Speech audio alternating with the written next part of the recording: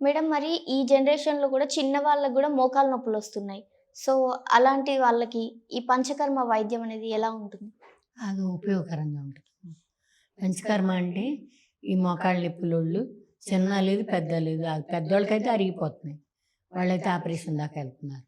అయితే ఇది చిన్నోళ్ళకైతే ఈ వాతం ఎక్కువ ఉండి సరిగా ఫుడ్ అది సరిగ్గా తీసుకోక వాళ్ళకేమో మామూలుగా వస్తున్నాయి. చిన్నోళ్ళకి తక్కువేలే మోకాళ్ళ నొప్పులు, అందరూ పెద్దోళ్ళకే ఎక్కువ వస్తాయి. దానిలో ట్రీట్మెంట్లు ఉంటాయమ్మా. పంచకర్మలో తీసుకుంటే చాలా ఉపయోగకరంగా ఉంటుంది. మోకాలు నొప్పులకి మీరిచ్చే ట్రీట్మెంట్ ఏ విధంగా ఉంటుంది ఈ పంచకర్మలో? పంచకర్మలో మేమిచ్చే ట్రీట్మెంట్ ఫస్ట్ వాళ్ళకి అదే ఎంతవరకు అరుగుదలకు వచ్చింది, మేము ఏం ట్రీట్మెంట్ చేయాలి చూసుకుంటాం. ఇప్పుడు వాతానికి సంబంధించి మొదలు పెడతామమ్మా. ఇది ముందు పెయిన్ తగ్గడానికి చేస్తాం. పెయిన్ తగ్గడానికి చేసి తర్వాత వాళ్ళకి దీనిలో పిచ్చు అని ఉంటుంది, మళ్ళీ దార ఉంటుంది, ఇవన్నీ చేస్తాం. చేస్తా ఈ ముందు మసాజ్ చేస్తాం. చేస్తే నొప్పి తగ్గుతూ ఉంటుంది. బాగా వాపులు ఉంటాయి కదా, అవన్నీ తగ్గించుకుంటూ వస్తాం. తర్వాత ఏమో ఈ కిడి అని ఉంటుందమ్మా, ఇలాంటి సైజు, ఇలాంటిది కిడి చేస్తాం. చేసి ఆకులతో తయారు చేసుకుని అది దాన్ని చేస్తాం అన్నమాట. చేస్తే పెయిన్ లాగుద్ది, బాగా పెయిన్ తగ్గుద్ది. తర్వాత పిచ్చు అని చేస్తాం. ఆ తర్వాత పిడిచిల్ అని ఉంటుంది, దానిలోనే ట్రీట్మెంట్లో భాగం అది చేస్తాం. వాతం తగ్గటానికి విరోచన చేస్తాం. ఫస్ట్ కషాయం ఇస్తాం అన్నమాట. అంటే ఎనిమ తెలుసా? ఎనిమ అంటే ఐడియా ఉందా? ఎనిమ ఇస్తాం. ఎనిమ ఇస్తూ ఉండి ఇది చేస్తూ ఉంటే వాళ్ళకి బాగా తగ్గుద్ది, స్లోగా తగ్గుకుంటూ వస్తుంది. ఈ బాగా అరిగిపోయిన వాళ్ళకైతే నొప్పి తగ్గుద్ది. ఏం ఇది పైన లోపల ఏం చేయలేం, అరిగిపోయిన దానికి ఏం చేయలేం. ఏదో పిడిచిలు చేస్తాం కానీ కొద్దిగా తడి తగులుద్ది, కానీ తక్కువే, తాత్కాలికం. కానీ మామూలుగా అయితే మనం చేసే విధానంలో అయితే వాళ్ళకి అది అరిగిపోయిన వాళ్ళకి ఏం చేయలేం. ఊరికి పైన చేసి నొప్పులు తగ్గించగలుగుతాం. అంటే ఆ ఎముక మధ్యలో ఆ గుజ్జు అరిగిపోవడం వల్లే నొప్పి వస్తుంది అంటారు. సో అలాంటివి అయితే ఏం చేయలేం. అలాంటిది ఏం చేయలేమమ్మా, దానికి ఏం చేయలేం. మన దగ్గర ఏం లేదు, ట్రీట్మెంట్ లేదు. అప్పుడప్పుడు అరిగిపోతుంది అనుకున్నప్పుడైతే దాన్ని రక్షించగలుగుతాం, అరగకుండా రక్షించగలుగుతాం. ఇదైతే అరిగిపోతే మాత్రం ఏం చేయలేం, ఎంత మెడిసిన్ ఇచ్చినా పనికిరాదు. అంటే అసలు ఆ ట్రీట్మెంట్లో మీరు స్టార్ట్ చేసినప్పుడు కానీ ఒక పేషెంట్కి డైరెక్ట్ ఈ ఆయిల్ ప్రాసెస్ కాకుండా ఇంకా నెక్స్ట్ ఏ విధంగా ఉంటుంది? ఆయిల్ ప్రాసెస్ మెయిన్ అమ్మా. ఆయుర్వేదిక్లో అసలు ఆయిల్ ప్రాసెస్ ఎక్కువ మెయిన్. ఇంకా వేరే తర్వాత సంగతి, వేరే చేసేది వేరే ఉంటుంది. వాళ్ళ కాళ్ళకి పట్టి వేసి కడతాం, పూత వేసేసి పట్టి వేసి కడతాం. ఆయిల్ ప్రాసెస్ అయిన తర్వాతే ఏమైనా చెయ్యాలంటే ఆయిల్తో చేసిన తర్వాతే, ట్రీట్మెంట్ చేసిన తర్వాతే ఆకులు వేసి పట్టి వేసి కడతాం. కడితే కాస్తంత వాళ్ళకి ఉపశమనం, నడవగలుగుతారు. అలా చేస్తే పట్టీలాగా వేసేసి మేము ప్రిపేర్ చేసే మెడిసిన్ ఉంటుంది. ఎలా అంటే కోడిగుడ్డు తెల్లసొన,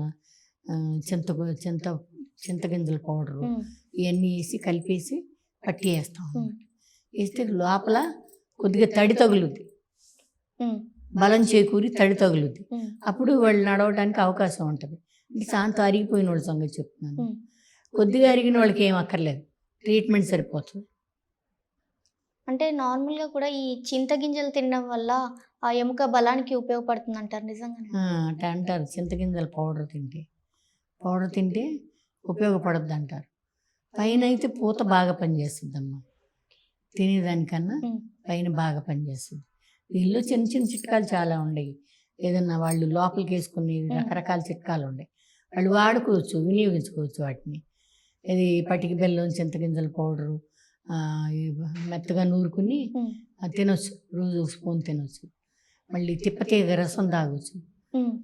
ఇవన్నీ తగ్గడానికి అవకాశం ఉంటుంది. ఈ తిప్పతీగ షుగర్ ఉన్న వాళ్ళకి తింటున్నారు. షుగరు నొప్పులు కూడా, నొప్పులకు కూడా నొప్పులు కూడా సర్వవ్యాధి నివారణ తిప్పతీగ మంచిగా పనిచేస్తుంది.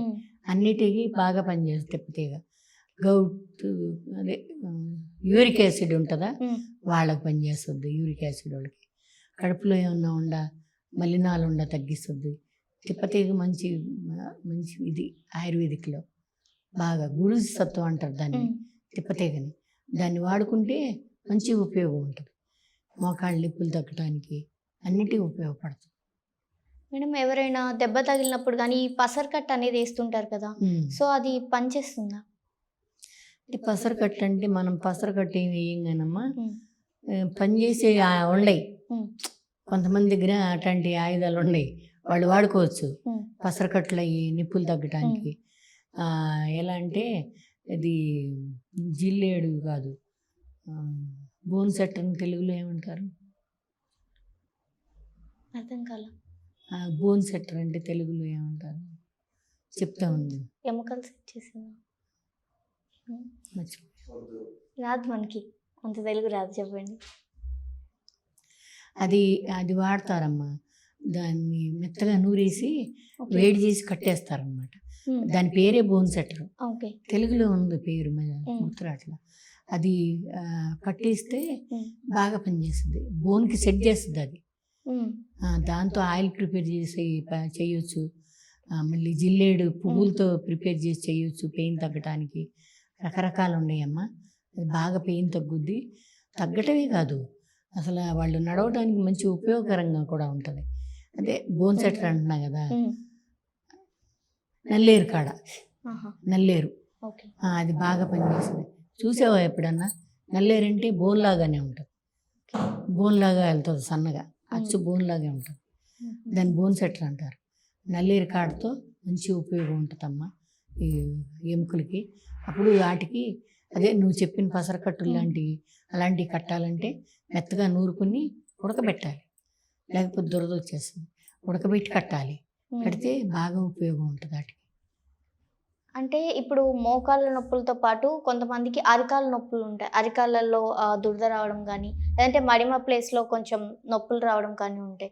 సో, అలాంటి వాళ్ళకి కూడా ఇదే ట్రీట్మెంట్ ఇస్తారు. లేదమ్మా, హ్మ్. మడవ నొప్పి అది వెయిట్ ఉంటే వస్తుంది వాళ్ళకి. హుహు. అది వెయిట్ లాస్ అవ్వాలి వాళ్ళు. వెయిట్ లాస్ అవ్వాలి. అవ్వాలి. ఓకే. మడవ నొప్పి అనేది ఖచ్చితంగా వెయిట్ మీద ఆధారపడి ఉంటుంది. హ్మ్.